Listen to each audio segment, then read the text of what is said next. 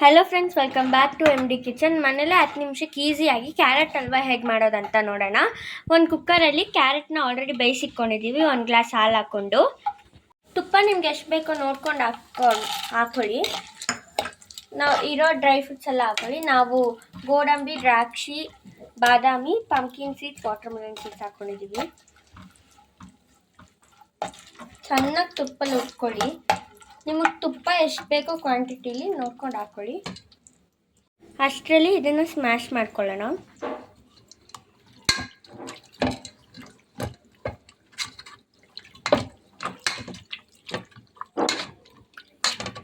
ನೋಡಿ, dry fruits ಎಲ್ಲ ತೆಗೆದಿಟ್ಕೊಂಡಿದ್ವಿ. ನಾವು ಸ್ಮ್ಯಾಶ್ ಮಾಡ್ಕೊಂಡಿದ್ರಲ್ಲ, ಅದು ಈ ಥರ ಆದರೆ ಸಾಕು. ಆಗಲ್ಲ ಅಂದರೆ ಲೇಟ್ ಆಗುತ್ತೆ ಅಂದರೆ ನೀವು ಈ ಥರ ಈಸಿಯಾಗಿ ಮಾಡ್ಕೊಬೋದು. ಅದೇ ತುಪ್ಪಕ್ಕೆ ಇವಾಗ ನಾವೇನು ಸ್ಮ್ಯಾಶ್ ಮಾಡ್ಕೊಂಡಿದ್ದೀವಲ್ಲ ಅದನ್ನು ಹಾಕ್ತಾಯಿದ್ದೀವಿ.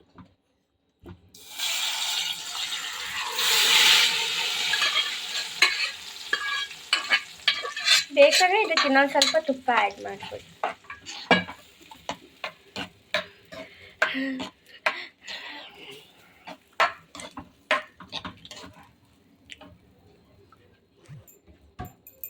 ಸಕ್ಕರೆ ನಾವು 1.5 ಕಪ್ ಅಷ್ಟು ಹಾಕ್ಕೊಂಡಿದ್ದೀವಿ.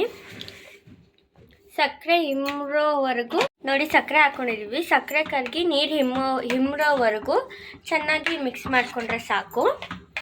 ನೋಡಿ, ಈ ಥರ ಆಗಬೇಕು. ಒಂದು ಸ್ವಲ್ಪ ಕೋವಾ ಹಾಕ್ಕೊತಾ ಇದ್ದೀವಿ. ನಿಮಗೆ ಬೇಕಾದ್ರೆ ಹಾಕ್ಕೊಳ್ಳಿ, ಇಲ್ಲಾಂದರೆ ಇಲ್ಲ. ಕೋವಾ ಹಾಕ್ಕೊಂಡ್ರೆ ಇನ್ನೊಂದು ಸ್ವಲ್ಪ ಚೆನ್ನಾಗಿರುತ್ತೆ.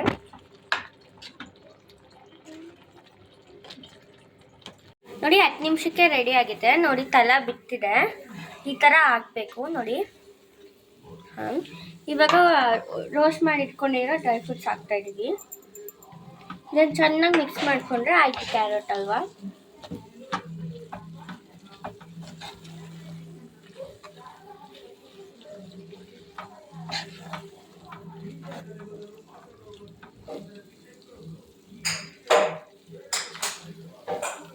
ನೋಡಿ, 10 ನಿಮಿಷಕ್ಕೆ ಟೇಸ್ಟಿ ಆಗಿರುವ ಕ್ಯಾರೆಟ್ ಹಲ್ವಾ ರೆಡಿ ಆಯಿತು. ತುಂಬ ಚೆನ್ನಾಗಿರುತ್ತೆ, ಟ್ರೈ ಮಾಡಿ ನೋಡಿ. ಕ್ಯಾರೆಟ್ ಹಲ್ವಾನ ಟ್ರೈ ಮಾಡಿಬಿಟ್ಟು ಟೇಸ್ಟ್ ಹೆಂಗಿತ್ತು ಅಂತ ಕಮೆಂಟ್ ಮಾಡಿ.